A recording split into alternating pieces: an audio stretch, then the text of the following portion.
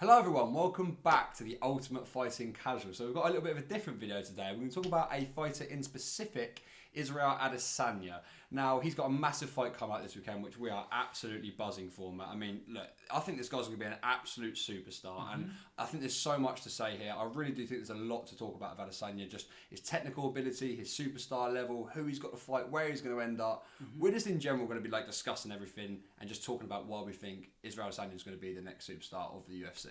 So, looking at Adesanya in a bit more detail, we want to look at his technical ability, which is off the chart. I mean, the way that he controls distance, his kicks, his punches, everything is just so dangerous on the feet. It is, and I think that what comes with that is space. I mean, the way he uses his space, the way that space for me is the total win. Yeah. I know that sounds really basic, but keeping that distance, right? Always knowing where your opponent is, how far you are away from them. Like, especially when you're coming out against people like Costa, who threw a white belt in his face and was like, I'm going to wrestle. No, Adesanya kept that distance. He kept you at that leg range. He beat the shit out of your leg with those leg kicks. Yeah. The technical brain of Adesanya is pretty much next to nothing. It's next to no one's. I think Khabib in his aspect on the floor, you know, Adesanya's got just the same brain in terms of keeping space and distance. But like you said with the leg kicks, that's the real thing I think we've seen from Adesanya that is incredible versus everyone else. Yeah, I think it's that debilitation of their movement and his kind of showing how great he is on the feet and moving around the cage.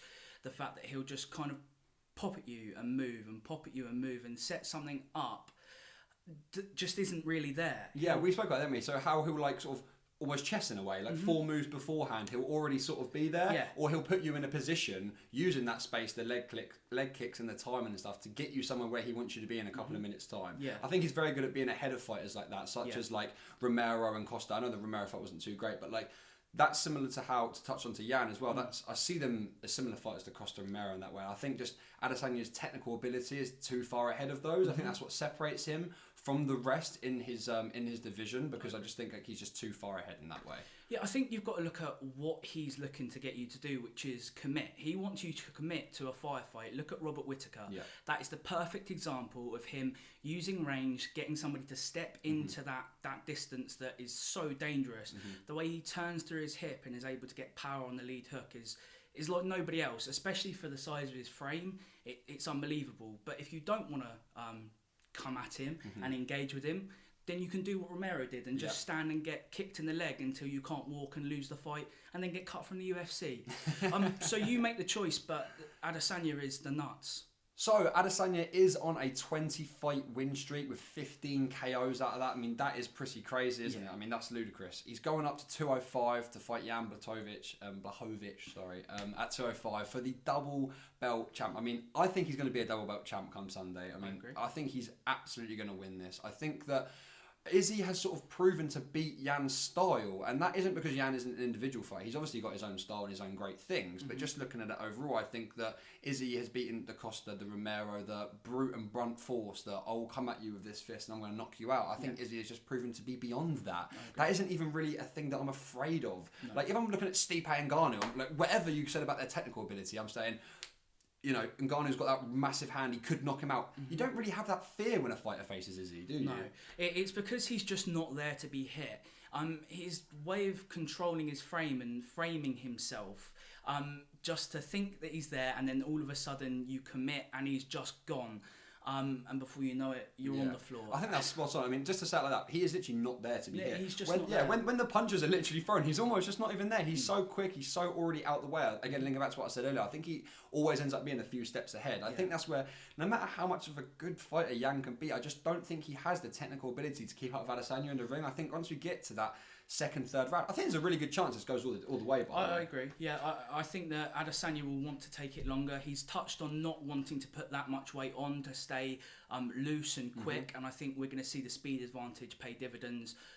We saw it with McGregor in the early days. You know, that speed beats power, timing beats precision is quite a famous quote, and I think that Adesanya is the best striker we've ever seen in the UFC, and I think that his stardom is only going to absolutely skyrocket.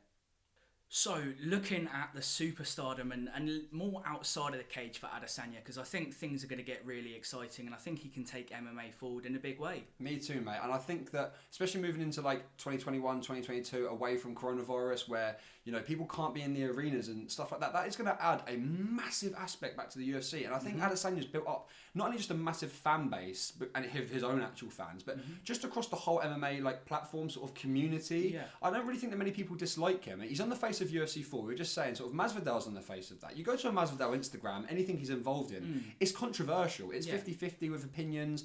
Adesanya does not have that. He's pretty well-rounded, pretty liked by most people. As we said, not many people dislike him. I know we really like him and stuff like that. Yeah. So I think with people like us that are fans of him, and seeing him go to take these challenges is what really gets people in, mate. I mean, what do you want to see when you see a fighter beat everyone? You want to see them go up a weight and challenge for another belt. What do you think about like the double belt? I think that's what's going to propel him personally. I mean, I think it's massive. I agree, and I think it was made a bigger thing by McGregor than potentially it is. But putting on weight and giving up a slight physical advantage for the sake of technique and style is right in Adesanya's ballpark. I think to touch on it, he needs to be given the respect for going for the double belt and taking on the bigger guy. But can he do it? I absolutely believe he can. And where he goes next, I think we looked at Jones, and we've talked about it in a couple of videos previously.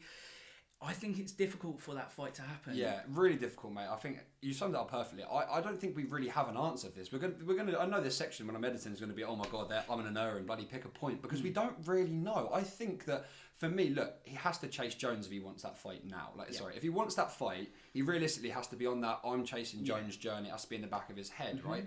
But then you've got that other stuff, like we said. If he's really at superstar level, double champ level, does he want to be thinking about Jones and doing these things? I think he should still chase Jones. That's just what I would love. Agree. I think that would be great. But again, like 205, does he fight people around that heavier weight to get used to heavier people? But then 205's got nothing there for him. Yeah. I don't think there's too much at 205. The belt's great, don't get it wrong, but who's he going to fight? Dominic Reyes? Yeah. Like, he's got to get, as you said yesterday to me, he's got to get a couple of wins maybe on the cards. And 100%. Who else is there? I think that Izzy now should chase Jones. I think it's the great time for it. I think Jones is going to be busy for 12 months. Regardless, he's going to fight twice at heavyweight. That isn't Izzy. I think he will fight like a Derek Lewis or a Rosenstrike. I really do think he will. And I think he'll fight for the title in the other fight. So I think if Izzy's realistically looking at that fight, it's going to be 12 months. 12 months? At least, it's got to be, right? Yeah. And I think looking at just the size that Jones has put on, he's definitely not coming back down, so I definitely agree with you. It's all going to see how heavyweight plays out. Obviously, at the end of the month, we've got Stipe and Ngannou, and I think we'll know quite a bit more after that fight in terms of where John Jones lies, and potentially Adesanya in that mix. So it is a bit weird, isn't it, how we have to sort of wait to see what happens in heavyweight to sort of see what's happened with Adesanya. I do just think it's because what will happen in that fight will ultimately decide what Jones does, which then ultimately just ends up deciding what Izzy does. But this is the overarching point of this video, what I wanted to make. I have got it written at the top as well, saying the future UFC GOAT. That is honestly what I believe Adesanya can do. And I think he could do something which we have never seen done before. And you believe this, or we were talking about this, I know we sort of both think it can happen. The triple belt champ. I think he can get all three belts. Let's say Jones does get I think Jones will actually end up with a belt regardless. I agree. I think Stipe's just too old and he'll just retire, or something will happen. He'll end up with a belt, Jones, right? If Izzy has those two belts when he goes into that fight and Jones has that one, that is the most super of super fights. It is stardom beyond stardom. It's superstar. It's the biggest fight the UFC could make ever. It's the biggest fight ever, I think. I think it's bigger than McGregor Habib. Oh, I actually think it is. And especially if it's in another year's time, if you've got Izzy winning this, this is all assuming this then. Assuming that Jones gets the heavyweight belt, assuming that Izzy gets two belts, and that's absolutely ludicrous. That is generally why I think Izzy can do it. 100%. That's the maddest thing of all of it. Like, I might not be able to defend all of them at once and shit like that, but if the UFC, which they definitely will, just let it happen. Oh yeah, they got to do it, mate. For the sake of pay-per-views and for the sake of John Jones being proven, because if Jones can beat Adesanya, then he is the GOAT. There's no more questions from me, or I think from a lot of people at that point. His title defences and domination of 205 is so well documented, but heavyweight poses a new challenge, and Adesanya, I think, poses an even bigger threat to that. So if Jones can do it, he's the GOAT. If not, I really think Adesanya is the best the UFC has to offer, and I think he's going to prove that and take all three. So I think Izzy can go undefeated. I think it's safe to say Moz believes the same too. I think he can be that triple belt champ and be something the UFC's never seen before. We'll see in a year's time, but before that we've got this fight this weekend. We've got an insane card, mate. How fucking excited are you? It is stacked from top to bottom, and that's absolutely no joke. The headliner of the prelims is Dominic Cruz, Casey Kenny. It's bonkers. That's crazy. So we've got plenty of videos coming this week. We've got 3 actually. It's going to be the first one. So make sure to stick around on the channel and just watch everything. Keep up to date with all the content. Thank you so much for watching. Moz, you got anything to say at all? Drop a follow on Instagram and down below. Yes, thank you very much for watching. Like, comment, subscribe, all that cool shit, and we'll see you next week. Bye.